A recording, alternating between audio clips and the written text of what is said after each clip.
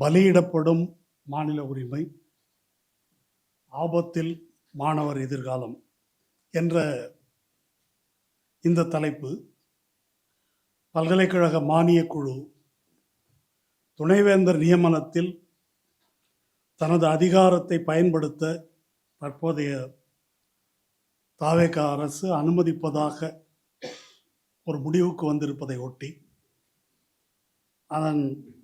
அதன் விளைவாக ஏற்படக்கூடிய பிரச்சனைகளை மக்கள் முன் எடுத்து வைக்கும் நோக்கத்துடன் தான் இந்த கூட்டம். இந்த தலைப்புக்கு என்ன காரணம்?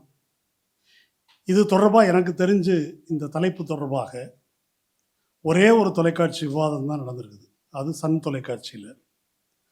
அந்த தொலைக்காட்சி விவாதத்தில் இந்து நாளேட்டின் சார்பாக ஒரு பத்திரிகையாளர், அப்புறம் தாவேக ஆதரவு பத்திரிகையாளர் ஒருவர், 2 பேர் பேசினாங்க. இந்த பக்கம் இந்த கொள்கைக்கு எதிராக பேசக்கூடிய தோழர்கள் அவங்க பேசினாங்க. இதற்கு ஆதரவாக பேசினவங்க ஒரு பாயிண்ட் சொன்னாங்க. மாநில உரிமை என்று சொல்லிக்கொண்டு மாணவர்களின் எதிர்காலத்தை பாழடிக்கிறீர்கள். 15 பல்கலைக்கழகங்களில் துணைவேந்தர் இல்லை.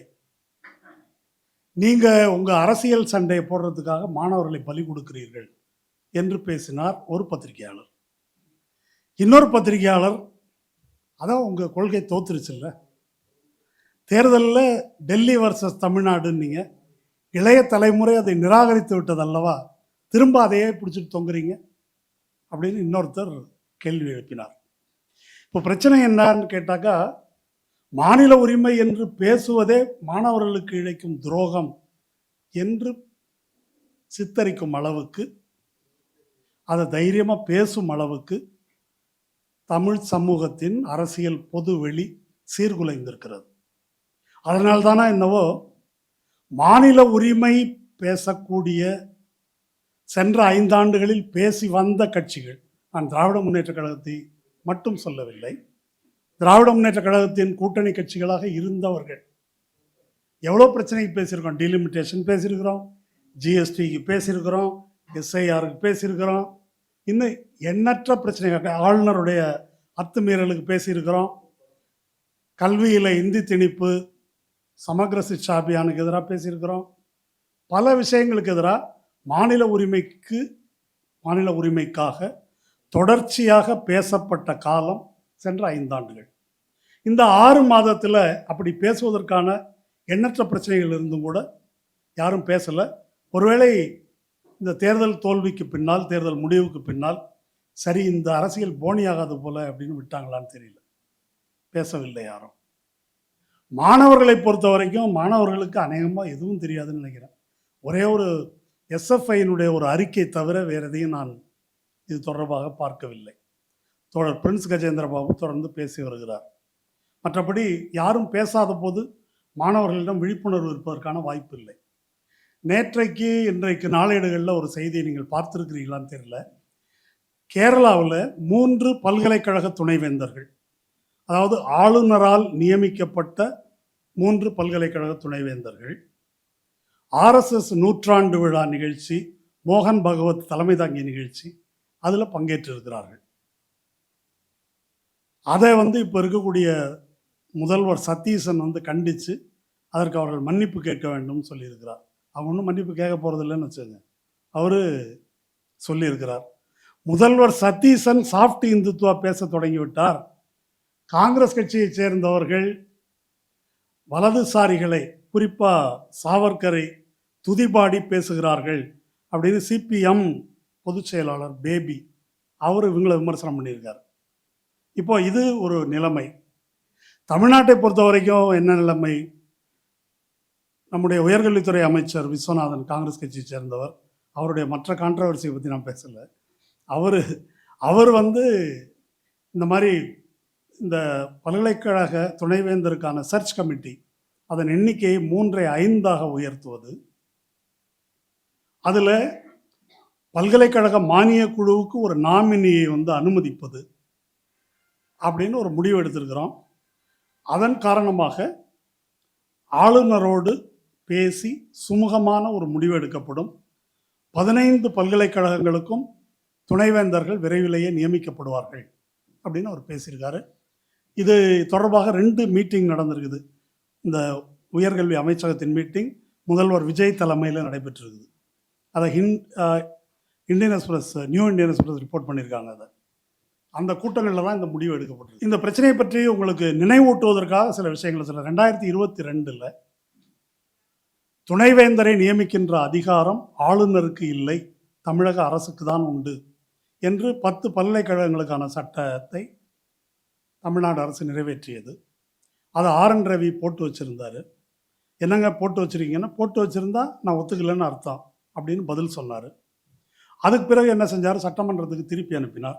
சட்டமன்றம் அதை அப்படியே நிறைவேற்றி அவருக்கு திருப்பி அனுப்பியது. அதன் பிறகு அதை அவர் குடியரசுத் தலைவருக்கு அனுப்பினார். இது முறைகேடு என்று சொல்லிட்டு உச்சநீதிமன்றத்தில் தமிழக அரசு முறையிட்டது. அதில் தான் பார்த்திவாலா மகாதேவன் பெஞ்ச் அளித்த தீர்ப்பு.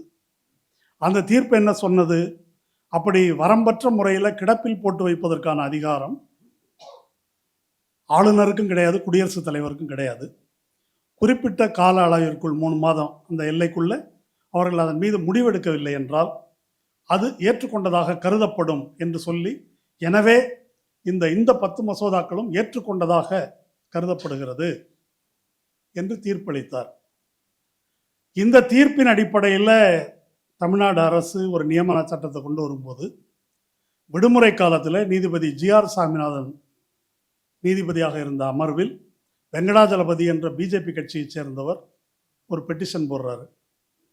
இந்த தமிழ்நாடு அரசு கொண்டு வந்திருக்கிற இந்த சட்டம் இது யூஜிசி ரூல்ஸ் 7(3)க்கு எதிரானது, எனவே இதனை தடை விதிக்கணும், இடைக்கால தடை என்று கேட்டதற்கு தமிழக அரசு தரப்பிலிருந்து மூத்த வழக்கறிஞர் வில்சன், தலைமை வழக்கறிஞர் ராமன் இவங்கெல்லாம் வேண்டுகோள் விடுத்தும் கூற, நாங்கள் டீட்டெயில்டாக கவுண்டர் அஃபிடவிட் போடணும் என்று கேட்டும் கூட அதற்கு ஒரு அவகாசம் கொடுக்காமல் இடைக்கால தடை விதித்தார். மறுபடியும் உச்சநீதிமன்றத்துக்கு போனது தமிழ்நாடு அரசு.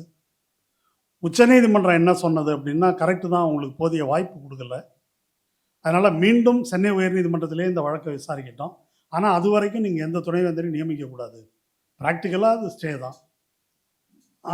அந்த வழக்கு 29ஆம் தேதி விசாரணைக்கு வருகிறது. இந்த 29ஆம் தேதி தலைமை நீதிபதி அமர்வில் விசாரணைக்கு வருது. 29ஆம் தேதி விசாரணைக்கு வருகின்ற இந்த நேரத்தில் வெங்கடாஜலபதி என்ற நபர் மர்மமான முறையில் ஒரு மனு போட்டதை போல கூடுவாஞ்சேரியைச் சேர்ந்த பாஸ்கர் என்பவர் ஒரு பெட்டிஷன் போட்டிருக்காரு. அந்த பெட்டிஷன் என்ன அப்படின்னு சொன்னால், யார் நியமித்தாலும் சரி, துணைவேந்தரை அரசு நியமித்தாலும் சரி, ஆளுநர் நியமித்தாலும் சரி, அதை கண்காணிப்பதற்கு ஓய்வு பெற்ற உயர்நீதிமன்ற தலைமை நீதிபதி ஒருவர் நியமிக்கப்பட வேண்டும் அப்படின்னு ஒரு பெட்டிஷன் போட்டிருக்காரு. இது எந்த சட்டத்துக்குள்ளும் எந்த முறைக்குள்ளும் வராது.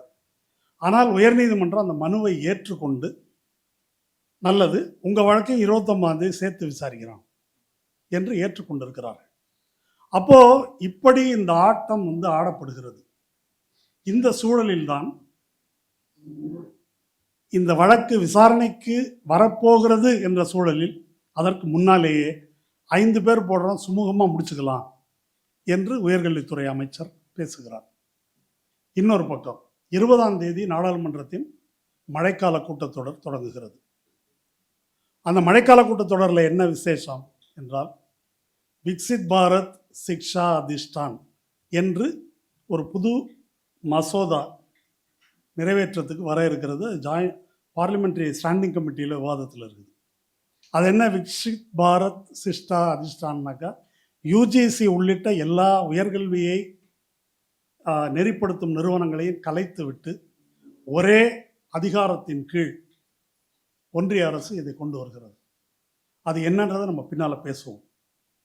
அப்போது இந்த மாதிரி ஒரு சூழலில்தான், அபாயகரமான சூழலில்தான் நாம் இருக்கிறோம். ஆனால் இது பற்றியும் விவாதம் நடக்கலை. கடந்த திராவிட முன்னேற்ற கழக ஆட்சியின் போது 2-3 விஷயத்தை நம்ம சொல்லலாம். வக்ஃபு பில் வந்தது. வக்ஃபு பில்லு ஸ்டாண்டிங் கமிட்டியில் பரிசீலிக்கப்படும் போதே வக்ஃபு பில் பற்றிய விரிவான விவாதம் நடந்தது. கருத்து பிரச்சனை, ஆர்ப்பாட்டங்கள் இதெல்லாம் நடந்தது. அந்த மாதிரி வேறு டீலிமிட்டேஷன், அந்த பிரச்சனை வந்தபோது டீலிமிட்டேஷனுக்கு எதிராக கூட்டங்கள் நடந்தது, விவாதங்கள் நடந்தது. ஆனால் இன்றைக்கு இது மிக பாரிய பிரச்சனை. இது என்ன பாரிய பிரச்சனைன்னு சொன்னால், நம்முடைய எதிர்கால இளம் தலைமுறையை, உயர்கல்வி கற்பவர்கள் அனைவரையும் மாநில உரிமையை பறிப்பது மட்டுமல்ல, முற்று முழுதாக அவர்களுடைய மூளைகளை சங்கி மூளைகளாக மாற்றுவதற்கான ஒரு சதித்திட்டம்.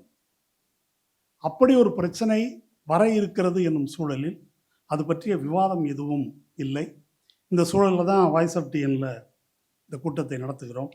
இந்த பெரியாருடைய புகழ்பெற்ற மேற்கோள் ஒன்று இருக்குது. நான் ரொம்ப படித்தவனோ எல்லாரையும் விட பெரிய அறிவு நிரம்பியவனோ அல்ல, இந்த காரியத்தை செய்வதற்கு வேறு யாரும் தயாராக இல்லை என்ற காரணத்தினால் இதை என் தலைமையில் போட்டுக்கொண்டு செய்கிறேன் என்று அவர் சொன்ன மாதிரி, நானும் கல்வியாளர் அல்ல, நாங்களும் கல்வியாளர்கள் அல்ல. தோழர் அவர் கருணானந்தன் அவர்கள் பேராசிரியர், அவர் இந்த துறையை சார்ந்தவர். நான் கல்லூரி வாசலை கூட மிதித்ததில்லை. இப்போ பிரச்சனை என்ன அப்படின்னா, யாரெல்லாம் பேச வேண்டுமோ அவர்கள் பேசவில்லை. பேராசிரியர் பெருமக்கள், ஓய்வு பெற்ற பல கல்வியாளர்கள் அவங்களாம் இருக்கிறாங்க, அவர்கள் யாரும் பேசவில்லை.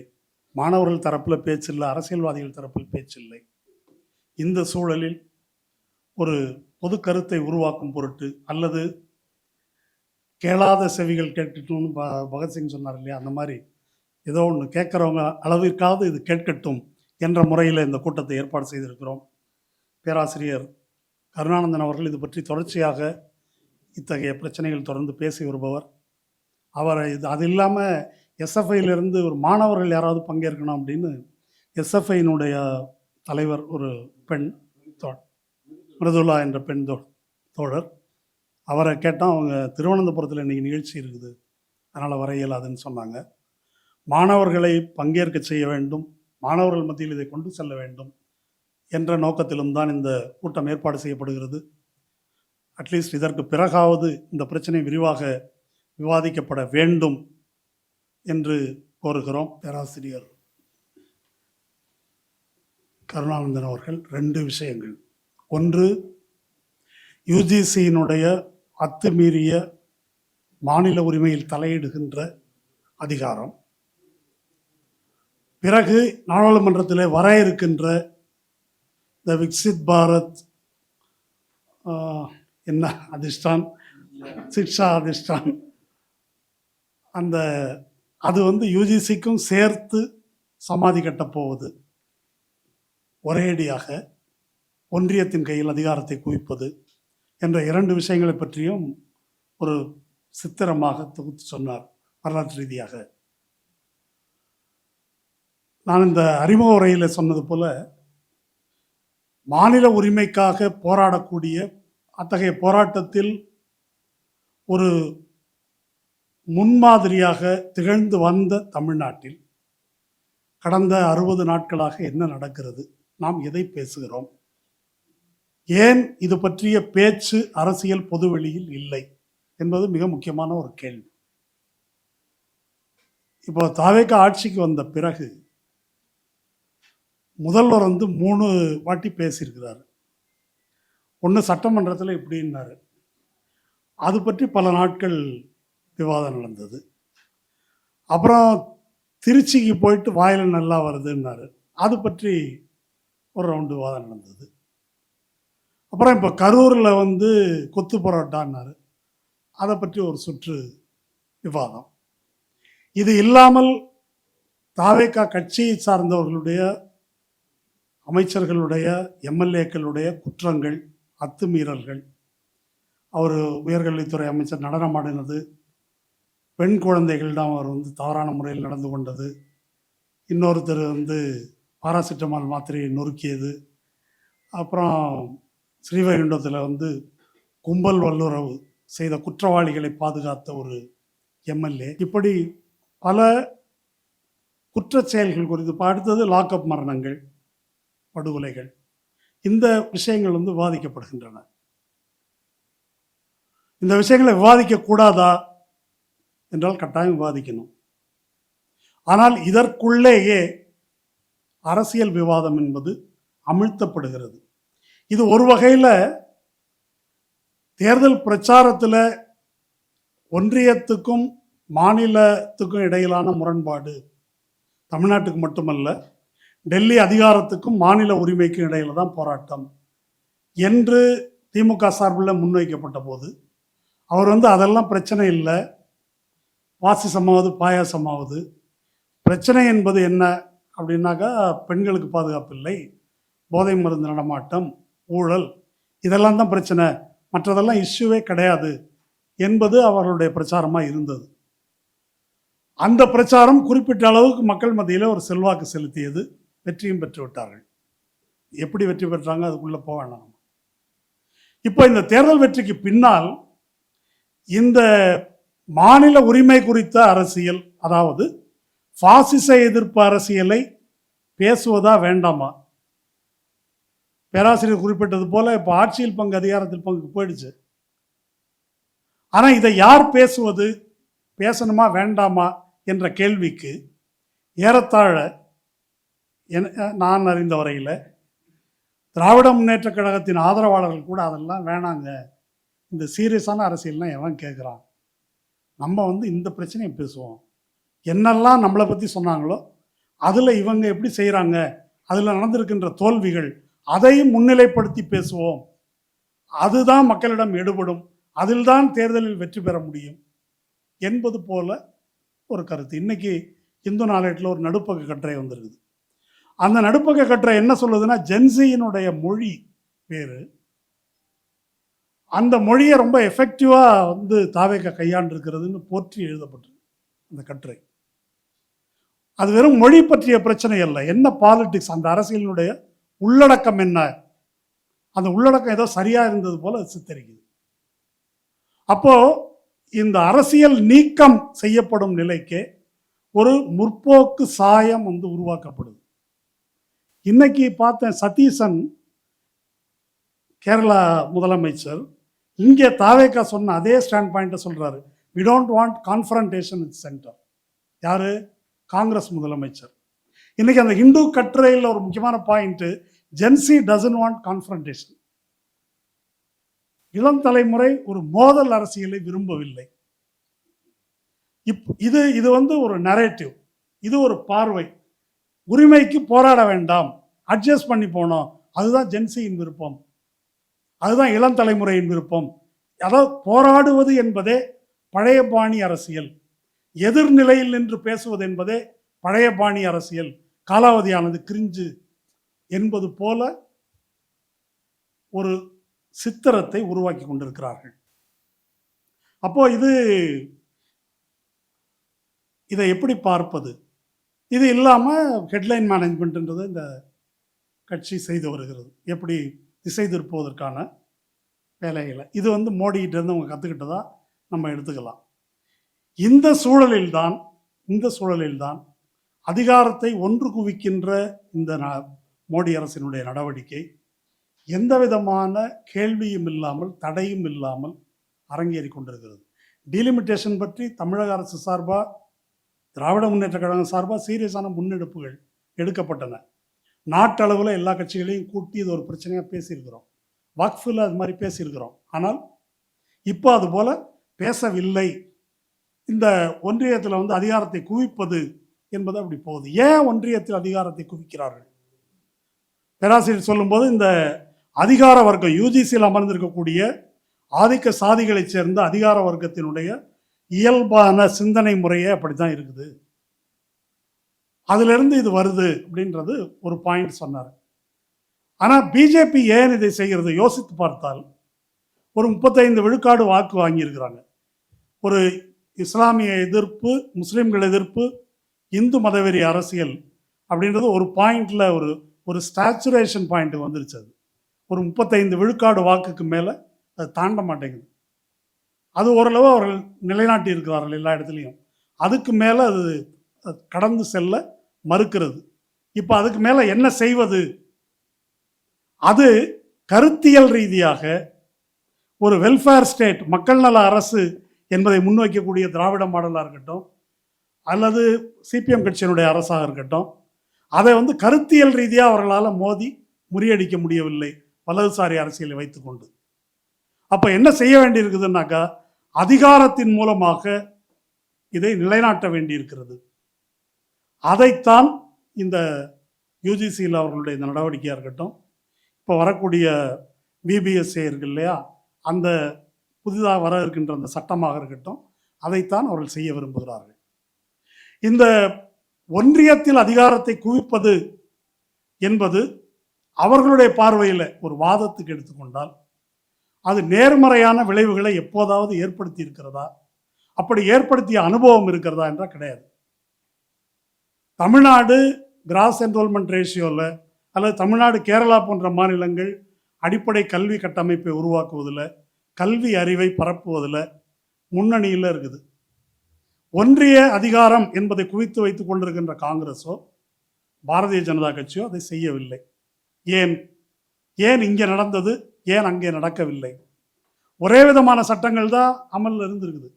அவங்க ஏன் செய்யலை, இங்கே ஏன் செய்தார்கள் என்றால் அதற்கு 3 காரணங்கள் சொல்லலாம். ஒன்று, இதை செய்வதற்கான ஒரு சோஷியல் மூமெண்ட், சமூக இயக்கம் இங்கே இருந்தது. அது கேரளாவின் பொதுவுடைமையார் இயக்கமாக இருக்கட்டும் அல்லது தமிழ்நாட்டில் திராவிட இயக்கமாக இருக்கட்டும், சமூக நீதியை முன்வைத்து போராடுகின்ற ஒரு நூற்றாண்டு பாரம்பரியம் உள்ள ஒரு இயக்கம் இருக்குது. அது ஒரு அரசியல் இயக்கமாக சோஷியல் ஜஸ்டிஸ் என்பதை தன்னுடைய அரசியலாக முன்வைத்து அந்த திட்டங்களை நிறைவேற்றுகின்ற நிலைமை இங்கே இருந்தது 67க்கு பின்னால். இது 2வது. 3வது, இதை செய்யக்கூடிய அட்மினிஸ்ட்ரேஷன் இந்த இடங்கள்ல இருந்தது, நிர்வாகம். இது 3மே அவர்களிடம் இல்லை அப்படின்றது தான் பிரச்சனை. இதை சரி செய்வதற்குத்தான், இதை தாண்டிய தன்னை நிலைநாட்டிக் கொள்வதற்குத்தான் இதை இந்த சட்டங்களை யூஜிசி அதிகாரத்தை குவிப்பதையோ மற்றதையோ அவங்க செய்கிறாங்க. இந்த விஷயங்கள் குறித்து பேசாமல் இருப்பதற்கு தான் இந்த அரசியல் நீக்கம் என்பது செய்யப்படுகிறது. இந்த அரசியல் நீக்கம் என்பது பிஜேபி பாலிடிக்ஸ் இங்கே காலூன்றுவதற்கு ரொம்ப வாட்டமானது. அண்ணாமலையை ப்ரொஜெக்ட் பண்ணுறதுன்றதுக்கு அர்த்தம் இல்லாமல்லாம் இல்லை. அது அடுத்தது இந்த அரசியலை கொண்டு வருவதற்கானது. அவர் நான் கான்ஃபரண்டேஷனிஸ்ட் பாலிடிக்ஸ் தான் இப்போ பேசுகிறார். நான் திமுகவை திட்டமாட்டார், அண்ணா திமுகவை திட்டமாட்டார், தாவேக்காவை பற்றி ஒரு வருஷம் பேச மாட்டார். ரொம்ப டீசன்ட் பொலிட்டிஷியன் அவர். அப்படி தான் தன்னை ப்ரெசன்ட் பண்ணிக்கிறார் அவர். அப்போது இவங்களுக்கு கான்ஃபரண்டேஷன் கிடையாது. அப்போ என்னதான் அரசியலில் நடக்குது அப்படின்னா எதுவும் பேச வேணாம். அப்படி எதுவும் பேசாத நிலை தான் அவர்கள் காலூன்றுவதற்கான, அவர்கள் இந்த அரசியலை கடைவிரிப்பதற்கான ஒரு சூழல். ஏனென்றால் தமிழ்நாட்டில் வலதுசாரி அரசியல் அல்லது இந்துத்துவ அரசியல், திராவிட இயக்க அரசியலை கான்ஃபரண்ட் பண்ணி எதிர்த்து நின்று வெல்ல முடியவில்லை இதுவரைக்கும், இத்தனை நாள் நடந்ததில். அப்போ அவர்களுக்கு கிடைக்க இருக்கக்கூடிய மாற்று என்பது என்ன அப்படின்னா அரசியல் நீக்கம் செய்வது. அந்த அரசியல் நீக்கம் செய்வது தான் இந்த தேர்தல் முடிவு. தேர்தல் முடிவுக்கு பின்னால் இப்பொழுது நடந்து கொண்டிருப்பதும் கூட அதுதான். அப்போ அந்த அரசியல் நீக்கம் செய்யப்பட்ட சூழலில் தோற்றவர்கள் அல்லது இந்த சூழ்நிலை தவறாக புரிந்து கொண்டிருப்பவர்கள் இதெல்லாம் பேசாமல் இருக்கிறது தான் தீர்வு, இதை பேசினா யாரும் கேட்க மாட்டாங்க, இதை பேசுவதே வீண் வேலை என்பது போல சிந்திக்க தொடங்குகிறார்கள் என்பதுதான் மிகப்பெரிய ஆபத்து. இப்ப இளம் தலைமுறைக்கு எப்படி கொண்டு செல்வது அப்படின்னு யோசிக்கிறது வேற. ஒரு அரசியல் கட்சியோ அரசியல் இயக்கமோ மக்களுக்கு விழிப்புணர்வை ஏற்படுத்தும் விதத்தில் வேலை செய்யணும். மக்கள் எப்படி இருக்கிறார்களோ அதற்கு தக்க நாம் இறங்கி செல்வோம், அதற்கு தகுந்த மாதிரி மாறிக்கொள்ளும், அப்போதான் ஓட்டு விடும் என்பது அல்ல நம்முடைய வேலை. அப்பவும் ஓட்டு விழாது, அப்பவும் அது நடக்காது. அப்போ அந்த காரியத்திலிருந்து பின்வாங்குவதற்கு, அதில் அவநம்பிக்கை ஏற்படுத்துகின்ற ஒரு சூழல் திட்டமிட்டு பரப்பப்படுகிறது என்பதால் இதை இந்த விஷயத்தை பற்றி நம்ம பேசுவதற்கு முன்னால் இதை திரும்ப திரும்ப நாம் மனதில் தெளிவுபடுத்திக்கணும். இந்த யூஜிசி விவகாரம் பற்றி குறிப்பாக திராவிட முன்னேற்ற கழக அரசு அமைத்த ஒன்றிய மாநில உறவுகள் குறித்து ஒரு குழு ஒன்று போட்டாங்க, ஜஸ்டிஸ் குரியன் ஜோசப் தலைமையிலான குழு. அதனுடைய உறுப்பினரான அசோக் வர்தன் செட்டி அவர் சமீபத்திய ஃப்ரண்ட்லைன் நாளேட்டில் இதை பற்றி ஒரு நீண்ட கட்டுரை எழுதியிருக்காரு. அது இல்லாமல் டிடி நெக்ஸ்ட் என்ற இதில் தொடர்ந்து ஒரு தொடர் கட்டுரையாக ஃபெடரலிசம் இந்த கொஸ்டின்ஸ் எல்லாம் பற்றி தொடர்ந்து எழுதுகிறார். அதில் இதை பற்றி அவர் விரிவாக இந்த இஷ்யூவை பற்றி அவர் கையாண்டிருக்கிறார். இந்த யூஜிசி என்பது பேராசிரியர் கருணானந்தன் சொன்னது போல் 56 தான் இதை உருவாக்குறாங்க. அவசர நிலை காலத்தில் கல்வி கன்கரண்ட் லிஸ்ட்டுக்கு ஒத்திசைவு பட்டியலுக்கு கொண்டு வரப்படும் வரை அப்படிதான் இருக்குது பொதுவில். இந்த காலகட்டத்தில் என்ன தவறாயிடுச்சு, அதுக்கப்புறம் இவர்கள் என்ன முன்னேற்றத்தை காட்டுகிறார்கள், எதற்காக இந்த மாற்றம் அப்படின்னு அவங்க அதை சொல்லியிருக்கிறாங்களா என்பதுதான் கேள்வி. அப்படி ஒரு விளக்கத்தை ஆதாரங்களோடு தரவுகளோடு அவர்கள் விளக்கியதில்லை. 2018 தான் இந்த யூஜிசி ரூலில் 7(3) என்ற திருத்தத்தை கொண்டு வருகிறார்கள். அதை எடப்பாடியே ஏற்றுக்கொள்ளவில்லை. எடப்பாடியே ஏற்றுக்கொள்ளாததைத்தான் இன்றைக்கு தாவேகா அரசு ஏற்றுக்கொண்டிருக்கிறது. இது ஏன் சட்ட விரோதமானது என்பதற்கு நம்ம அந்த ஒன்றிய மாநில உறவுகள் குறித்த அந்த ஆய்வு குழு அவங்க அதை விளக்கி சொல்றாங்க. மத்திய பட்டியலில் இருப்பது ஒன்றிய பட்டியலில் இருப்பது எது என்பதற்கு அரசமைப்பு சட்டத்தில் ஒரு வரையறை இருக்குது. ஆர்டிகிள் 254(2) என்பது மாநில பட்டியல் பற்றி சொல்லுது. மாநில சட்டமன்றம் ஒரு சட்டத்தை இயற்றினால், பல்கலைக்கழகம் ஒவ்வொன்றுக்கும் தனித்தனி சட்டம் தான், எல்லாத்துக்கும் சேர்த்து தமிழ்நாட்டில் ஒரு சட்டம் இல்லை. ஏன்னா அது பல்கலைக்கழகத்தினுடைய இண்டிபெண்டன்ஸுக்கானது. அது அப்படி தனித்தனி சட்டம் இருக்குது. இப்போ மாநில பட்டியலில் ஒரு சட்டம் இயற்றி அது குடியரசுத் தலைவரின் ஒப்புதலை பெற்றுவிட்டால் அதற்கு பிறகு ஒன்றிய அரசு அதுக்குள்ள தலையிட முடியாது என்பதுதான் ஆர்டிகிள் 254(2).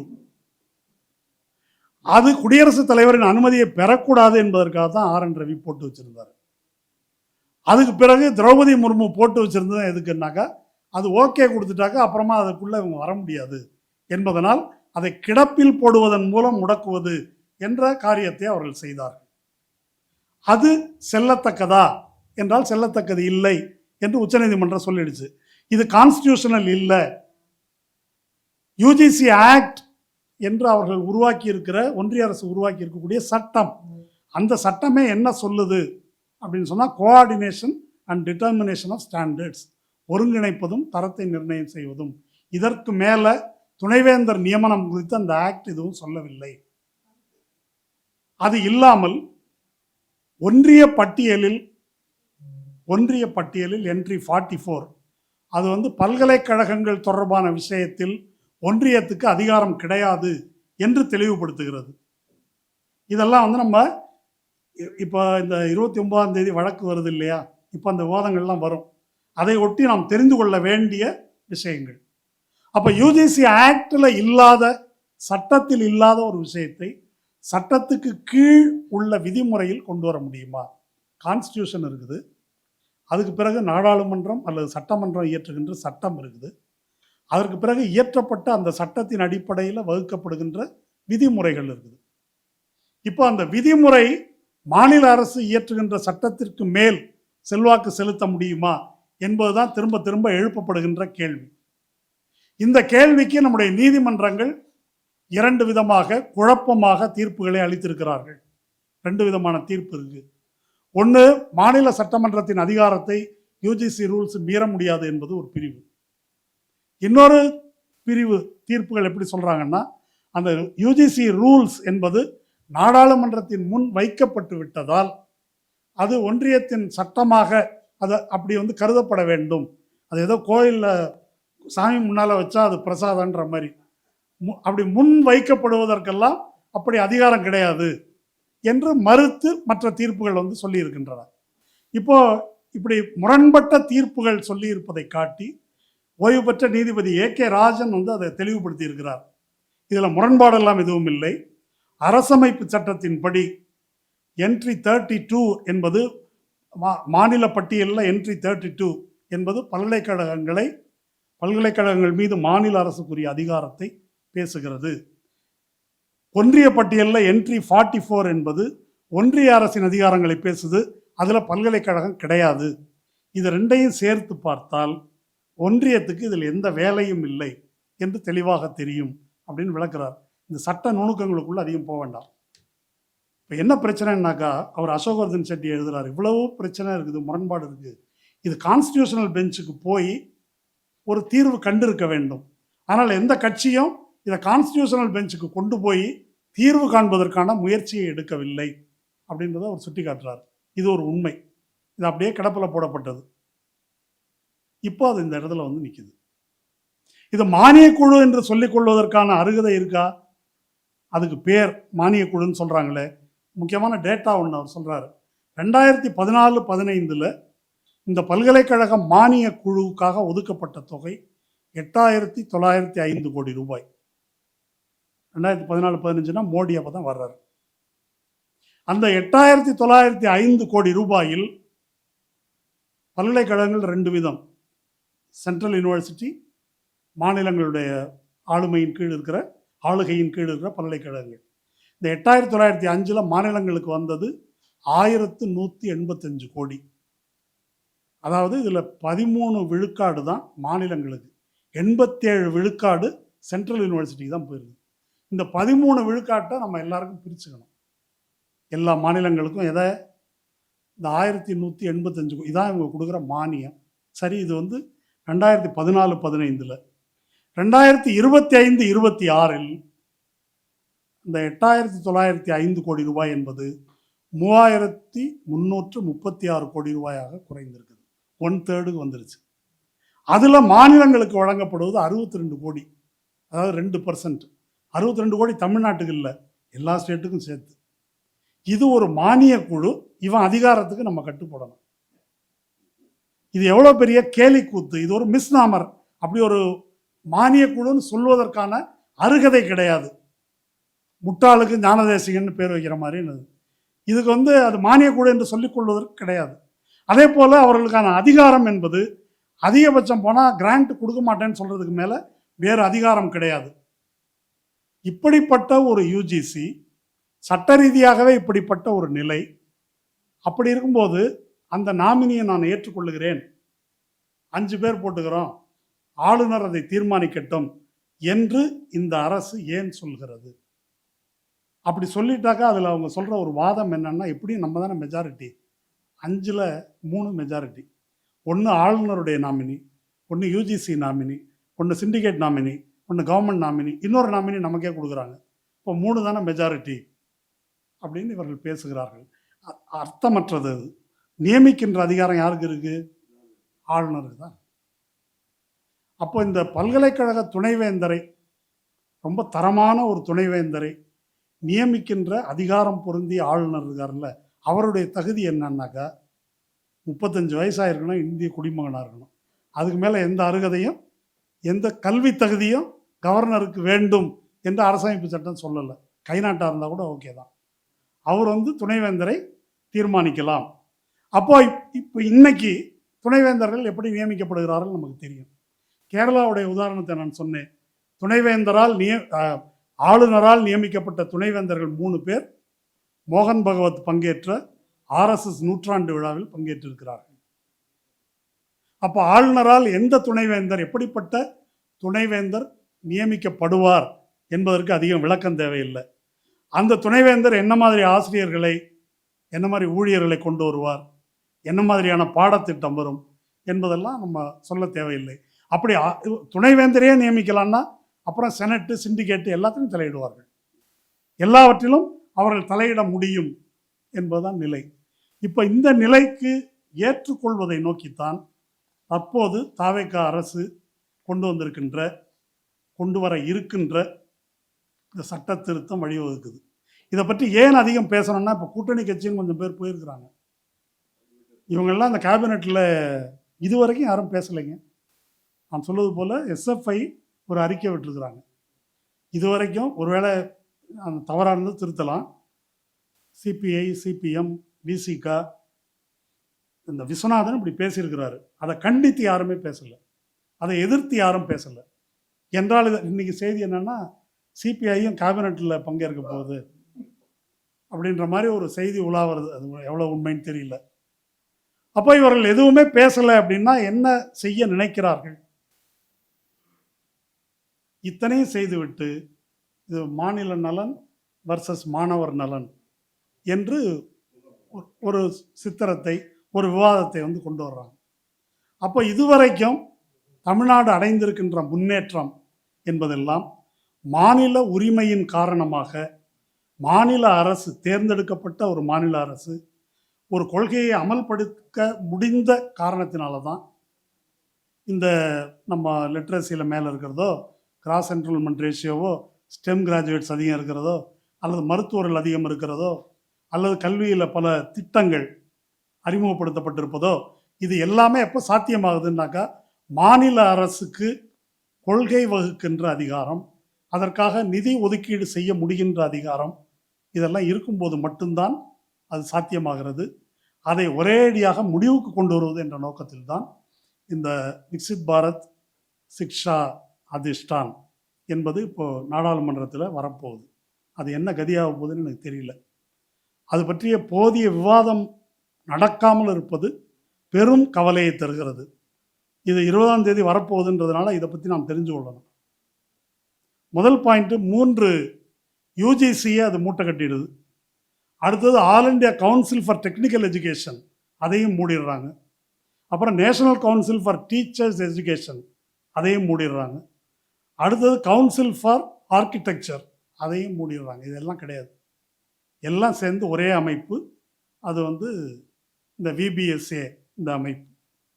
இதில் ஏற்கனவே யூஜிசியில் 12 உறுப்பினர்களில் 10 பேர் அகடமிக்ஸ், அரசால் நியமிக்கப்பட்டவர்களாக இருந்தாலும் 2 பேர் அதிகாரிகள். இப்போ 5 பேர் அதிகாரிகள், 7 பேர் கல்வியாளர்கள் மாற்றத்தில். அது இல்லாமல் மெம்பர் செக்ரட்டரி தலைவர். கிளாஸ் 47 என்ன சொல்லுதுன்னா, இந்த bill empowers the centre to over rule the commission. ஒரு கமிஷன் நியமிக்கிறாங்க, ஆனால் ஒன்றிய அரசு இவங்க எடுக்கிற முடிவை ஓவர் ரூல் பண்ண முடியும். இந்த முடிவு சரியில்லை என்று மோடி அரசு கருதினால் அதை ஓவர் ரூல் பண்ணலாம்.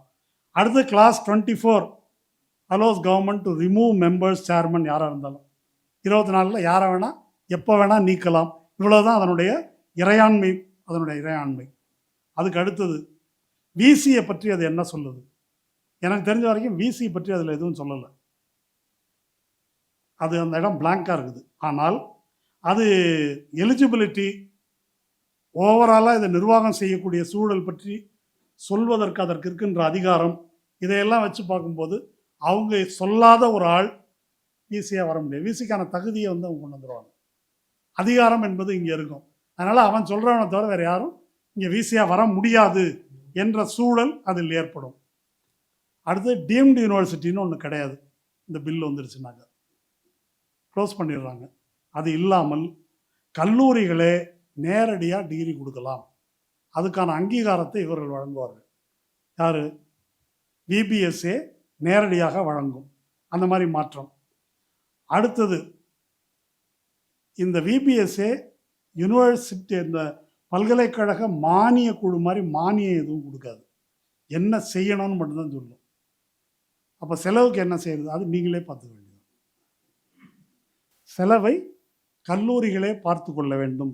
செலவை கல்லூரிகளே பார்த்துக்கணும், ஃபினான்ஷியல் ரிசோர்ஸை தேடிக்கொள்ள வேண்டும் என்றால் அதனுடைய விளைவு என்னவாக இருக்கும்? ஸ்டூடெண்ட் ஃபீஸ் ஏறும். ஸ்டூடெண்ட் ஃபீஸ் ஏறினதுனால என்ன விளைவு ஏற்படும்? ஒடுக்கப்பட்ட சமூகங்களிலிருந்து வருகின்ற மாணவர்கள், எஸ்சி, ஓபிசி, எஸ்டி பிரிவுகளிலிருந்து வருகின்ற மாணவர்கள் படிக்க முடியாது. அல்லது அடாத இதுக்கு எஜுகேஷன் லோன் வாங்கணும், கட்ட முடியாமல் தவிக்கணும். ஆக முன்ன கட்டாய இலவச கல்வி என்பது இருப்பதற்கு முந்தைய காலத்துக்கு, வெள்ளைக்காரன் காலத்துக்கு கொண்டு போகிறது, ரிவர்ஸில் கொண்டு போகிறது. பணம் இருக்கிறவங்க மட்டும்தான் படிக்க முடியும் என்பதை நோக்கி தள்ளி செல்வது. அடுத்தது ரிசர்ச், ஆய்வு தொடர்பான விஷயங்களுக்கு அதை முழுக்க என்ன செய்கிறாங்கன்னா, இண்டஸ்ட்ரியோடைய ப்ரையாரிட்டிக்கு ஏற்ப அப்படி தள்ளி விட்டுறாங்க. அப்படி அவர்களுடைய தேவைக்கு ஆய்வு. அமெரிக்காலெலாம் இப்படி தான் இருக்குது. அந்த மாதிரி அவர்களுடைய தேவைக்கு அவங்கள்ட்டேருந்து ஃபண்டு வாங்கிட்டு தான் ஆய்வு செய்யணும். அதனுடைய விளைவு என்னவாக இருக்கும்? அதனுடைய விளைவு என்னவாக இருக்குன்னா, ஹியூமனிட்டிஸ், ஃபிலாசபி, எத்திக்ஸ், இதுக்கெல்லாம் எவனாவது பணம் கொடுப்பானா? இதெல்லாம் வருமானத்துக்குள்ளது இல்லை. ஒரு கிரிட்டிக்கல் திங்கிங் இதில் தான் வரும். அதிகாரத்தை கேள்விக்குள்ளாக்குகின்ற, சமூக நீதி பேசுகின்ற, நியாய அநியாயம் பற்றி பேசுவது, இதெல்லாம் ஹியூமனிட்டிஸ் யார் பேசுகிறாங்களோ அங்கேருந்து தான் வரும். வெறும் என்ஜினியரிங், மேத்தமேட்டிக்ஸு, சயின்ஸு, இந்த ஆய்வுகள் தொழில்துறைக்கு தேவைப்படுகின்ற, முதலாளிகளுக்கு தேவைப்படுகின்ற அந்த ஆய்வுகளிலிருந்து இத்தகைய மாணவர்கள் ஒருபோதும் உருவாக முடியாது, சாத்தியமில்லை. அப்போ நிதி ஒதுக்கீடு என்பதை பொறுத்த வரைக்கும் இதுதான். அதற்கு மேல் ரொம்ப முக்கியமாக ஆசிரியர்கள் பேராசிரியர்கள் பேராசைக்காரர்கள் ஆயிட்டாங்கன்னு சொன்னார். அதில் ஒரு விஷயம் இருக்குது. ஒன்றிய பல்கலைக்கழகங்களுடைய சங்கம் வந்து இதை எதிர்த்துருக்குது. முக்கியமாக அவங்களுடைய கவலை என்ன அப்படின்னா, யூஜிசி சொல்லக்கூடிய சர்வீஸ் கண்டிஷன்ஸ் எல்லாம் எடுத்துடுறாங்க. அந்தந்த காலேஜ் அதை வகுத்து கொள்ளலாம். அதன் பொருள் என்ன அப்படின்னாக்கா, கேஷுவலைசேஷன் ஆஃப் அகடமிக் லேபர். இன்னைக்கு எப்படி கான்ட்ராக்டில் இருக்கிறாங்களோ அதை அங்கங்கே அவங்க பார்த்துக்கலாம். அப்போ கல்வியாளர்கள் பேராசிரியர்கள் எனப்படுவோருக்கு எந்த கௌரவமான ஊதியமோ அது கிடையாது. அவங்களும் வந்து நிரந்தரமான கான்ட்ராக்ட் பணியாளர்களாக்கப்படுவார்கள். அடுத்தது ஆய்வு. தோழர் பேசும்போது ஒன்று சொன்னார், ஆளுநர் வந்து தலையிட்டார், எதை பேசுவது எதை பேசக்கூடாது என்பது பற்றி. சமீபத்தில் ஒரு விஷயம் ரிப்போர்ட் ஆயிருக்கு. ஜாமியா மில்லியா இஸ்லாமியா யூனிவர்சிட்டி, அங்கே ஒரு தலித் பேராசிரியர், அந்த பேராசிரியர் தன்னுடைய வகுப்பு மாணவர்களுக்கு ஆய்வுக்கான பொருளாக ஒன்று சொல்கிறார். அது என்னன்னா, இந்தியாவில் சிறுபான்மை முஸ்லீம்களுக்கு எதிரான தாக்குதல்கள், அதை பற்றி ஒரு கட்டுரை வரைக, ஒரு ஆய்வு கட்டுரை வரைக அப்படின்னு அவர் சொல்கிறார். இதை சொன்னதற்காக அவர் சர்வீஸ்லேருந்து சஸ்பெண்ட் பண்ணப்பட்டிருக்கிறார். அவர் மேலே அது ஏன் சஸ்பெண்ட் பண்ணுறாங்கன்னாக்கா, it is unbecoming of an academic. ஒரு கல்வியாளருக்கு உரிய முறையில் அவர் நடந்து கொள்ளவில்லை. எது? இந்த ஆய்வு பொருளை கொடுத்ததற்காக. அப்போ பல்கலைக்கழகங்கள் சுதந்திரமாக தமது ஆய்வு பொருளை தீர்மானிக்க முடியாது. அபூர்வானந்தன் டெல்லி ப்ரொஃபஸர் வயரில் ஒரு கட்டுரை எழுதியிருக்காரு. அது இன்னும் டேஞ்சரஸாக இருக்குது வட இந்தியாவில். பேராசிரியர்கள் உரையாற்றும் போது மாணவர்கள் ஆடியோ ரெக்கார்ட் பண்ணுறாங்க. ஒரு வார்த்தை ஏதாவது எக்ஸ்ட்ரா போட்டாக்கா அவர் மேலே கிரிமினல் கேஸே வரும். அதனால் கிளாஸில் பேசும்போது பயப்பட வேண்டி இருக்கிறது. ஒருவேளை மோடி அரசை விமர்சித்தோ, வலதுசாரி விஷயத்தை விமர்சித்தோ, அதாவது இந்த சித்தாந்தத்தை விமர்சித்தோ ஒரு பேராசிரியர் பேசினால் அவருக்கு என்ன நேரும் என்று சொல்ல முடியாது. ஆடியோ பதிவு பண்ணுறாங்க, அதனால் பேசும்போதே நாக்க உள்ள இழுக்குதுன்றார். இதெல்லாம் ஏற்கனவே நிலவுகின்ற சூழல். இப்போ இந்த பில் சட்டமாக மாறினால் நேரக்கூடியது என்ன என்பதை நாம் எல்லாரும் யோசிச்சுக்கலாம். எதிர்கால தலைமுறை எப்படி இருக்கும் என்பதை நம்ம யோசிச்சு பார்க்கலாம். ரெண்டாவது, யூஜிசி இப்போ ஏற்கனவே இந்த பிபிஎஸ்ஏ பில் வருவதற்கு முன்னாலேயே யூஜிசி தனக்கு கீழே இருக்கக்கூடிய பல்கலைக்கழகங்களில் ஒரு இந்தியன் நாலெட்ஜ் சிஸ்டம் என்ற அதன் அடிப்படையில் ஆய்வுப் பொருள்கள், பாடத்திட்டங்கள் இதையெல்லாம் வந்து அறிமுகப்படுத்தியிருக்கு. கல்வி காவிமயமாதல் பற்றி தோழர் சொன்னார். சில ஆண்டுகளுக்கு முன்னால் அரவிந்தன் நீலகண்டன் என்று வலதுசாரி சிந்தனையாளர்னு சொல்லலாம், அவரை சொல்லிடலாம், சிந்தனையாளர் ஒருத்தர் ஒரு நூல் எழுதினார், இந்திய அறிதல் முறை அப்படின்னு சொல்லி. அறிதல் முறையிலேயே இந்திய அறிதல் முறைன்னு ஒன்று இருக்குது அப்படின்னு சொல்லி ஒரு நூல் வெளியிட்டார். அதுக்கு மத்திய அமைச்சர்கள்லாம் வந்திருந்தாங்க, ஒன்றிய அமைச்சர்கள்லாம். இப்போ இது வந்து இந்தியன் நாலெட்ஜ் சிஸ்டம் அப்படின்னா என்ன? இந்தியன் நாலெட்ஜ் சிஸ்டம் அப்படின்னு ஒன்று இருக்குதா அப்படின்னா என்ன என்பதற்கு எந்த விளக்கமும் சொல்லப்படவில்லை. ஆனால் இதற்கு கீழே வந்து யூஜிசி 18 கோர்ஸ் அறிமுகப்படுத்தியிருக்கிறாங்க, பல்கலைக்கழக மானியக் குழு. எதுன்னு நான் சொல்கிறேன். It recommends incorporating elements of India's traditional knowledge in the curriculum in areas including mathematics, astronomy, philosophy, yoga, architecture, medicine, agriculture, engineering, linguistics, literature, sports, games, governance, polity, conservation. இது எல்லாத்துலேயும் பாரம்பரிய இந்திய ஞானம், அல்லது ஜெயமோகன் சொல்கிற மாதிரி இந்திய ஞான மரபு, அதை வந்து பாடத்திட்டத்தில் கொண்டு வந்திருக்கிறாங்க. அதில் ஐஐடி, அதில் வந்து 27 ரிசர்ச் வந்து இது வரைக்கும் போயிருக்குது. 2 வருஷம் 20 லட்சம் ரூபா பணம் கொடுக்குறாங்க. என்ன ஆய்வு செய்வதற்கு? இது எந்தெந்த ஐடிலாம்? IIT Mandi, IIT Madras, IIT Gandhinagar, இதெல்லாம் வந்து நடந்திருக்குது. தலைப்பு என்ன அப்படின்றது ரொம்ப முக்கியம். தலைப்பு வந்து ஐஐடி மாண்டியில் முக்கியமான தலைப்பு மறுபிறவி பற்றி. கான்ஷியஸ்னஸ் கான்ஷியஸ்னஸ் அண்ட் வெல்பீயிங், அதில் ரீஇன்கார்னேஷன் என்பது ஒரு ஆய்வுக்கான ஐஐடி தலைப்பு. அது என்னங்க ரீஇன்கார்னேஷன்லாம் மறுபிறப்பெல்லாம் ஒரு ஆய்வு பொருளாக வைக்கலாமா அப்படின்ற கேள்விக்கு ஒரு அருமையான பதில் சொல்லியிருக்கிறாங்க. குவாண்டம் ஃபிசிக்ஸ் வந்தபோது அதையே சூடோ சயின்ஸ்ன்னு அப்போ சொன்னாங்க. அதுபோல் மறுபிறப்பையும் இன்னைக்கு நீங்கள் சூடோ சயின்ஸ்ன்னு சொல்கிறீங்க. இது பற்றியும் ஆய்வு செய்யுங்க, இருக்கலாம்ல. இது ஒரு இன்னொரு அறிதல் முறை. இது முன்ன பின்னவீனத்துவ கோஷ்டி வந்து இது மாதிரி பேசிட்டு இருந்தாங்க பிலசாபிக்கலா. இது ஒரு அறிதல் முறை. இது ஐஐடியில் நடக்கிற ஆய்வு. அடுத்து யூஜிசி அண்டர் கிராஜுவேட் கோர்ஸில் நாரத புராணத்தில் இருக்கக்கூடிய கணிதம் மற்றும் ஜாமெட்ரி, இது வந்து யூஜிசி கோர்ஸுக்கு இது. அடுத்தது அதே யூஜிசி கோர்ஸுக்கு பஞ்சாங்கம், அதாவது இந்தியன் கேலண்டர். வெறும் பஞ்சாங்கம் மட்டும் இல்லை, அன்னைக்கு எப்படி எல்லாம் கணிச்சாங்க அது மட்டும் இல்லை, நல்ல நேரம் குறிப்பது பற்றி, ஆஸ்பீஷியஸ் டைம் குறிப்பது, அது இருக்குது. அடுத்து கெமிஸ்ட்ரி கரிக்குலம். அது எப்படி தொடங்குதுன்னா சரஸ்வதி வந்தனத்தோடு தொடங்குது. சரஸ்வதிக்கும் கெமிஸ்ட்ரிக்கும் என்ன தொடங்குது தெரியல. அது வந்து சரஸ்வதி வந்தனத்தோட தொடங்குது. பிறகு கௌட்டில்யரின் அர்த்த சாஸ்திரம், பகவத்கீதை, இதெல்லாம் lessons of leadership. Be the லீடர்ஸுக்கு வந்து பயன்படும் நினைக்கிறேன். லெசன்ஸ் ஆஃப் லீடர்ஷிப்புக்கு கௌடில்யன் அர்த்த சாஸ்திரம் இருக்குது. அப்புறம் Vedic architecture to create healthy indoor environment. வேத காலத்தில் ஏது ஆர்கிடெக்சர் எனக்கு புரியல. பர்ணசாலை தான், ஓலை குடிசைகள் தான். இப்போ என்ன வேதிக் ஆர்கிடெக்சர் அது எதுக்குன்னாக்கா இது மாதிரி வெல்பீயிங்க்கு, ஹெல்த்தி என்விரான்மெண்ட்டுக்கு. அடுத்தது தற்கொலை எண்ணத்தை தடுப்பதற்கு வேதிக் சொல்யூஷன். அதை தடுப்பதற்கு வேதத்தில் சொல்லியிருக்கக்கூடிய தீர்வுகள். இதோட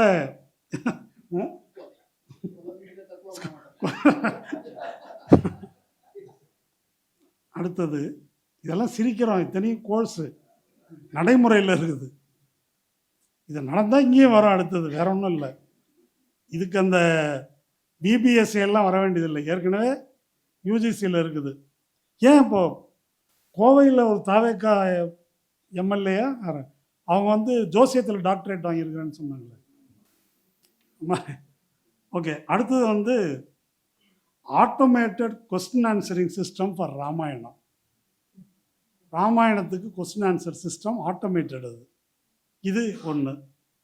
அதுக்கப்புறம் கட் மைக்ரோப் வயிற்றுக்கு வந்து உள்ள பாக்டீரியாஸ், நல்ல பாக்டீரியா, இதெல்லாம் செய்வதற்கு சாத்வீக உணவு எந்த வகையில் பயன்படுகிறது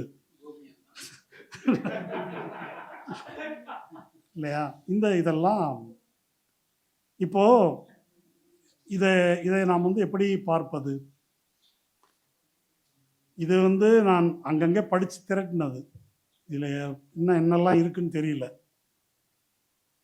இன்னும் விசித்திரமானதெல்லாம் சொல்கிறாங்க. சில அமைச்சர்கள்லாம் புஷ்பக விமானத்திலேருந்து விமானம் வந்துச்சு. இந்த அனுராக் தாக்கூர்னு ஒரு அமைச்சர் இருக்கார். அதாவது இந்த கோலி மாரம் சாலோங்கா அப்படின்னு சொல்லி சிஏஏ ப்ரொட்டஸ்டில் பேசினவர், நான் சுட்டு தள்ளுங்கன்னு. அவர் ஒரு அரிய கண்டுபிடிப்பை மாணவர்கள்ட்ட பேசியிருக்காரு. அதாவது விண்வெளியில் முதல்ல பறந்தது நீல் ஆம்ஸ்ட்ராங் இல்லை, அனுமார்னு சொல்லியிருக்காரு. அப்போது இந்த மாதிரி விவகாரங்கள் இது வரும். இப்போ இதை எப்படி எடுத்துக்கொள்ளும்? இந்தியன் நாலேஜ் சிஸ்டம் என்பது உண்மையிலேயே எப்படி இருந்திருக்கிறது? ஆக பெரும்பான்மையான உழைக்கும் மக்களுக்கு நாலேஜை மறுப்பது தான் இந்தியன் நாலேஜ் சிஸ்டம். சூத்திர பஞ்சம மக்களுக்கு அதில் ரொம்ப முக்கியமானது என்ன? அது ஏதோ அந்த ஜாதியில் பிறந்தவர்கள்ன்றதுலேருந்து அல்ல நம்ம சொல்வது, உழைப்பிலிருந்து அறிவை பிரிப்பது. இந்த நாடு நாசமாக போனதுக்கு அதான் காரணம். இது நம்ம இந்த மருத்துவக் கல்லூரியில் ஒரு இது கொண்டு வந்தாங்க இல்லையா, உறுதிமொழி ஏற்பது, ஆமாம், சரக சங்கீதையிலிருந்து உறுதிமொழி எடுக்க வேண்டும் மருத்துவக் கல்லூரியில்னு ஒரு பிரச்சனை வந்தது. அப்போ தான் இதை பற்றி பேசியிருக்கிறோம். அதாவது மருத்துவர்கள் எனப்படுபவர்கள் நாவித சமூகத்தைச் சேர்ந்தவர்கள். அது நம்ம ஊரில் தான் இப்படி இருக்குதுன்னு இல்லை. மனுஸ்மிருதியில் நாவிதர்களுக்கு பேர் அம்பஸ்த என்று பெயர், மருத்துவர்களுக்கும் அதான் பேர் மனுஸ்மிருதியில். நியாயமாக அந்த நவீன மருத்துவ கல்வி வரும்போது அந்த தொழிலில் இருந்த மக்களுக்கு முன்னுரிமை கொடுத்து அவர்களை மருத்துவர்களாக்கி இருந்தாக்கா இந்த நாடு விளங்கியிருக்கும். இது ஒவ்வொரு துறைக்கும் நம்ம பொருத்தலாம். ஆனால் மருத்துவர்களை பற்றிய மனுஸ்மிருதியினுடைய பார்வை என்ன? மருத்துவன் கையால் சோறு திங்கிறதும் தொழுநோயாளி கையால் சோறு தின்பதும் ஒன்று. மருத்துவன் தொட்டாக்க 3 வாட்டி குளிக்கணும்னு இருக்குது. இதுதான் மருத்துவர்களை பற்றிய மனுஸ்மிருதியின் பார்வை. இது ஒரு சான்று. பார்ப்பனர்கள் ஏற்கலப்பை தொடக்கூடாது இதெல்லாம் இருக்கு இல்லையா, அது போல. அப்போ உழைப்பை தீண்டத்தகாததாக இழிவானதாக கருதுவது, அவங்களுக்கு நாலேஜ் தேவையில்லை, அறிவிலிருந்து அவர்களை விலக்கி வைப்பது என்பதுதான் இந்திய அறிவு மரபு என்பதில் இருந்திருக்கு ஒன்று. ரெண்டாவது, இந்திய அறிவு மரபு அப்படின்னு ஒன்று இருக்குதா, அதை அப்படி சொல்ல முடியுமா அப்படின்றது முக்கியமான கேள்வி. இந்திய அறிவு மரபுன்னு ஒன்று இருக்குதா? அப்படி கிடையாது. பல இனங்கள், பல மொழிகள், பலவிதமான மக்கட்கூறுகள் இங்கே இருக்குது. முரண்பட்ட பல அறிவு மரபுகள் இருக்குது. இப்போ கேரளா கவர்மெண்ட்லேருந்து நியமித்த ஒரு கமிஷன், அவர் நம்ம பிரபாத் பட்நாயக் அவர் தலைமையில் நியமிக்கப்பட்ட ஒரு குழு இதை ஆட்சேபம் தெரிவித்து எழுதியிருக்கிறாங்க. இதில் எப்படி பௌத்த சமண மரபுகள், இஸ்லாமிய மரபுகள் விலக்கப்பட்டிருக்கின்றன. இந்திய அறிவு மரபிலிருந்து தமிழ் மரபு அது விலக்கப்பட்டிருக்குது. அப்போ இந்திய மரபுன்னு அவர்கள் எதை சொல்கிறாங்கன்னா, 1000 ஆண்டுகளுக்கு முன்னால், மோடி சொல்கிறார்கள் 1000 ஆண்டு அடிமைத்தனம்னு. முகலாயர்கள் உள்ள வர்றதுக்கு முன்னால் இந்தியா பொற்காலம், அதுக்கு முன்னால் இருந்தது தான் இந்திய அறிவு மரபு என்பதிலே வரும் என்பது தான் அவர்கள் முன்வைப்பது. அந்த வகையில் சமஸ்கிருத அடிப்படையில் அல்லாத, பார்ப்பனிய அடிப்படையில் இல்லாத எதுவும் இந்திய அறிவு மரபு என்பதில் அவர்கள் சேர்க்கவில்லை என்பது ரொம்ப முக்கியமானது. இப்போ இதெல்லாம் பாடத்திட்டத்தில் கொண்டு வரும்போது ஒரு என்ன விளைவு ஏற்படுது, ரொம்ப முக்கியமான ஒரு பிரச்சனை இதில் என்ன அப்படின்னாக்கா, சயின்ஸையும் சூடோ சயின்ஸையும் ஒன்றாக்குறாங்க. இது முக்கியமான பிரச்சனை. சூடோ சயின்ஸுன்னா என்ன? இது ஆர்எஸ்எஸ்காரங்க தான் செய்கிறாங்கன்னு இல்லை, முன்னோரெல்லாம் மூடர்கள் அல்லன்னு ஒரு குரூப் இருக்குல்ல, என்ன அந்த குரூப் ஏற்கனவே அந்த காரியத்தை செஞ்சிட்ருக்கிறாங்க. நம்மளே டெலிவரி பார்க்கலாம், நம்மளே அதை பண்ணலாம், ஜோசியத்தில் கேன்சரை குணப்படுத்தலாம், இந்த மாதிரி பலது இருக்குது இல்லையா. அந்த மாதிரி இங்கே தமிழ்நாட்டிலே இருக்குது அந்த மாதிரி செட்டு. அப்போது இந்த சூடோ சயின்ஸையும் ஒன்றாக்குகிறார்கள். ரெண்டாவது, சுதந்திரமான சிந்தனை என்பது இதன் மூலமாக தடுக்கப்படுகிறது. என்ன சிந்திக்கணும் அப்படின்றத அவங்க டிசைட் பண்ணுறாங்க. அடுத்தது, கேரளா மினிஸ்டர் ஒருத்தவங்க எழுதியிருக்கிறாங்க, ராமராஜ்யம் இருக்கு இல்லையா, அதை எதோட கம்பேர் பண்ணுறாங்கன்னாக்கா, இப்போ கார்ப்பரேட் சோஷியல் ரெஸ்பான்சிபிலிட்டியோட கம்பேர் பண்ணுறாங்க. ராமராஜ்யத்தை அரசுக்கு அது எப்படி இருக்கணும், அதோட கண்டினியூவேஷன் தான் இந்த கான்செப்ட் என்று அதை நிறுவுகிறார்கள்.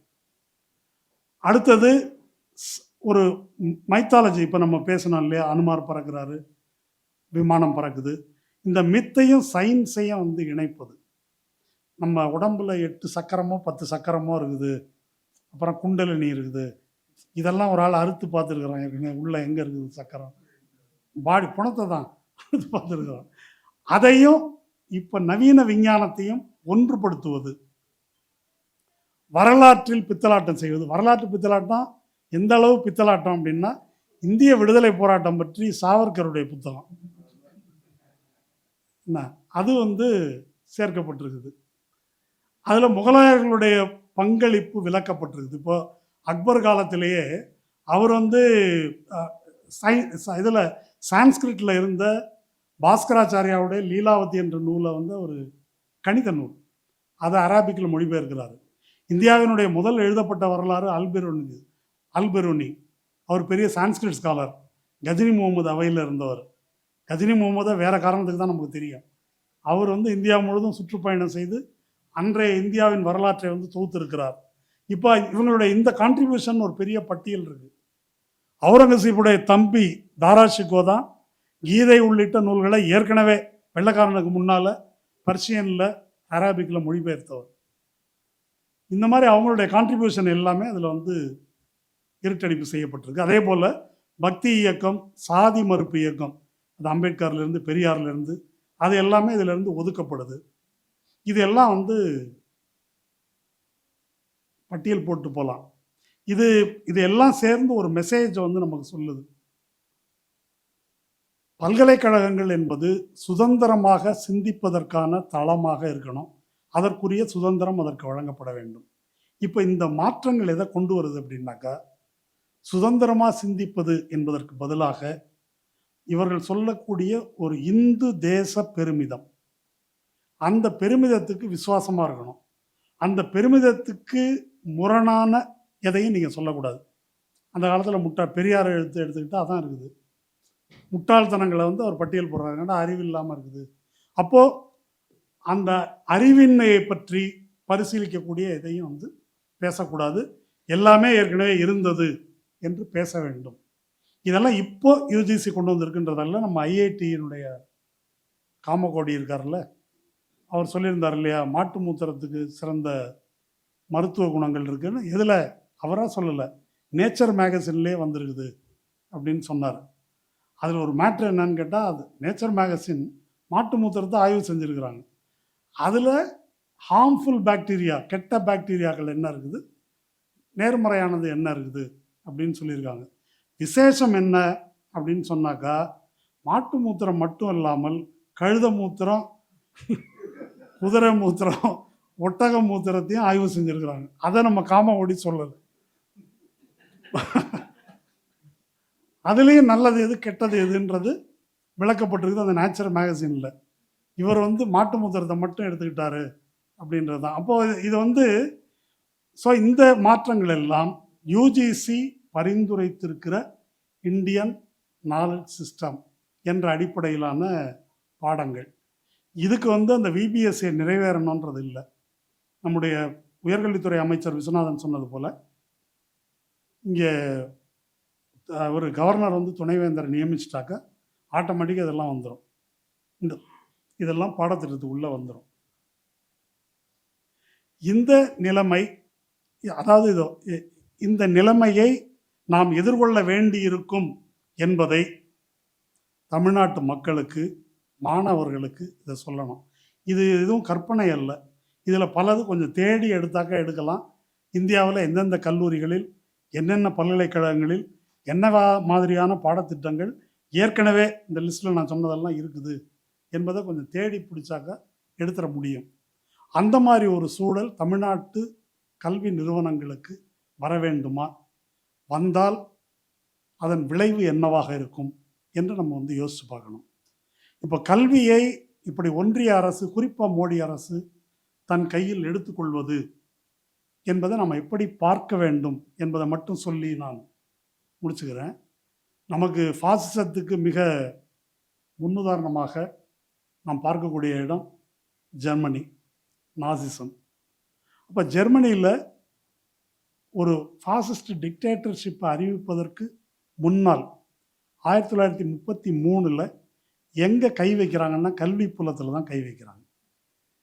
அதில் இருந்த யூதர்கள், இடதுசாரிகள், சோஷலிஸ்டுகள் அல்லது டிசிடென்ட்ஸ், மாற்று கருத்து சொல்லக்கூடிய லிபரல்ஸ், இந்த கல்வியாளர்களை பூரா முதல்ல களை எடுக்கிறாங்க, அந்த பல்கலைக்கழகங்களிலிருந்து அகற்றுகிறார்கள். அதுக்கு பிறகு என்ன செய்கிறாங்க? பாடத்திட்டத்தை திருத்தி எழுதுகிறார்கள். இது பற்றி முன்ன நான் படிச்சிருக்கிறேன். எப்படி ஜெர்மானியர்கள் தான் தூய ஆரியர்கள், மிச்ச பேரெல்லாம் ஒரு அரை வளர்ச்சியில் இருக்கிற குரங்குகள் என்பதெல்லாம் பாடத்திட்டத்தில் தான் வந்திருக்குது. அது சும்மா ஏதோ நாசிக்கள் மட்டும் தனியாக பேசிக்கிட்டாங்கன்றதல்ல, பாடத்திட்டத்திலேயே அதெல்லாம் கொண்டு வரப்பட்டது. அப்போ பாடத்திட்டத்தை இந்த மாதிரி ஒரு சூடோ சயின்ஸு அல்லது தேசியவாத, தேச வெறி, ஃபாசிஸ்ட் அரசியல் என்ற அடிப்படையில் பாடத்திட்டத்தை திருத்தி எழுதுகிறார்கள். இதெல்லாம் எப்போ நடக்குது அப்படின்னா, ஒரு முழு நிறைவான பாசிச சர்வாதிகாரமாக மாறுவதற்கு முன்னால் நடக்குது. அப்போ இதெல்லாம் என்ன, இது எப்படி சொல்லுவாங்க அப்படின்னாக்கா, இது பாசிசம் என்பது இந்த விஷவாயு முகாம் கேம்பில் தொடங்கல, இந்த மாதிரி ஃபார்மில் தான் தொடங்குதுன்னு சொல்லுவாங்க. இப்படி தான் இந்த திருத்தங்கள் தொடங்குகின்றன. இப்படி தொடங்கியதன் விளைவாகத்தான் ஒரு சமூகத்தில் இருக்கக்கூடிய ஒரு இளம் தலைமுறை கணிசமான மக்கள் அப்படி மாற்றி அமைக்கப்படுகிறார்கள். எப்படி மாற்றி அமைக்கப்படுகிறார்கள்? பச்சை படுகொலை செய்வதற்கு, மில்லியன் கணக்கில் யூதர்களை அல்லது பிற நாட்டு மக்களை கொலை செய்வதற்கு கொஞ்சம் கூட வருத்தப்படாத, குற்ற உணர்ச்சி கொள்ளாத அப்படி ஒரு தலைமுறையை உருவாக்குகிறார். இந்த கல்வி என்பது நம்முடைய இளைய தலைமுறையை அப்படி மாற்றி அமைக்கும். அன்கிரிட்டிக்கல், நம்ம சுயமரியாதை மண், பெரியார் மண் என்று சொல்லிக் கொள்ளுகிறோம். பெரியாருடைய முத்திரை வாக்கியம் என்ன? நான் சொல்லுகிறேன் என்று நம்பாதே, உன்னுடைய சொந்த அறிவை கொண்டு யோசித்து எது சரின்னு படுதோ அதை நம்பு என்று சொல்லக்கூடிய, என்று பயிற்றுவித்த ஒரு மண்ணில் இந்த இந்த பகுத்தறிவுக்கு எதிரான இந்த சிந்தனை பரவுமானால், இது புதுசாக பிஜேபி தான் கொண்டு வரணுன்றது இல்லை. ஏற்கனவே நம்ம ஊரில் அதுக்கு போதுமான அளவு களம் இருக்குது. ரொம்ப எளிய உதாரணம் கரூர். கான்ஸ்பிரசி தியரி அப்படின்றது எடுபடுதுனாலே அந்த சமூகம் அறிவுபூர்வமாக சிந்திக்க முடியாத, எளிதில் இதுக்கெல்லாம் பலியாகக்கூடிய சமூகமாக இருக்கிறது என்று பொருள். அந்த கான்ஸ்பிரசி தியரியை நம்புறவங்க கணிசமாக அமெரிக்காலையும் இருக்கிறாங்க, இங்கேயும் இருக்கிறாங்க. அமெரிக்காவில் அவங்க ட்ரம்ப்புக்கு ஓட்டு போட்டிருக்கிறாங்க, இங்கே தாவேக்காவுக்கு ஓட்டு போட்டிருக்காங்கன்னு வச்சுக்கலாம். அப்போது அந்த சிந்தனை முறைக்கு என்ன பொருள்? தரவுகள் அடிப்படையில் விவரங்களை பரிசீலித்து பார்க்காமல் முன் அபிப்பிராயங்களின் அடிப்படையில் சொல்லப்படும் எதையும் ஏற்றுக்கொள்வது. அப்போ அதை சொல்வதற்கு இதெல்லாம் நம்ம ஊரில் நீங்கள் மருத்துவர்கள் மத்தியிலே போனாலே நாட்டு வைத்தியர் மாதிரி பேசுகிற மருத்துவர்கள்லாம் இருக்கிறாங்க. அப்போது நாட்டு வைத்தியம் நமக்கு எதிரி அல்ல, பாரம்பரிய மருத்துவம் நமக்கு எதிரி அல்ல. அது சயின்டிஃபிக்காக அது நிரூபிக்கப்படணும், எவிடன்ஸ் அடிப்படையில் நிரூபிக்கப்படணும். அது ஒரு யூனிவர்சல் ட்ரூத்தாக இருக்கணும். அந்த மாதிரி ஒரு அறிவியல் பூர்வமாக நிரூபிக்கப்படுவது என்றால் என்ன என்பதே தெரியாத நிறைய பேர் இருக்கிறாங்க. நானே மருத்துவர்கிட்ட, அந்த காலத்தில் சார் எல்லாம் ஹெல்த்தியாக இருந்தாங்க, இது மாதிரி டாக்டர் பேசுகிறார். இது சீமான் பேசுனாக்க நமக்கு பிரச்சனை இல்லை. ஒரு மருத்துவர்கள் பேசுகிறாங்க, அந்த காலம் எப்படி இருந்தது, எவ்வளோ ஊட்டச்சத்து பற்றாக்குறை இருந்தது, எத்தனை காலத்துக்கு உயிர் வாழ்ந்தார்கள், லாஞ்சவிட்டி இருந்ததா, வயது எவ்வளோ குறைவாக இருந்தது. இது ஒரு எம்டி மருத்துவர் இதை பேசுகிறார். அந்த காலத்தில் அப்படி இருந்தாங்க.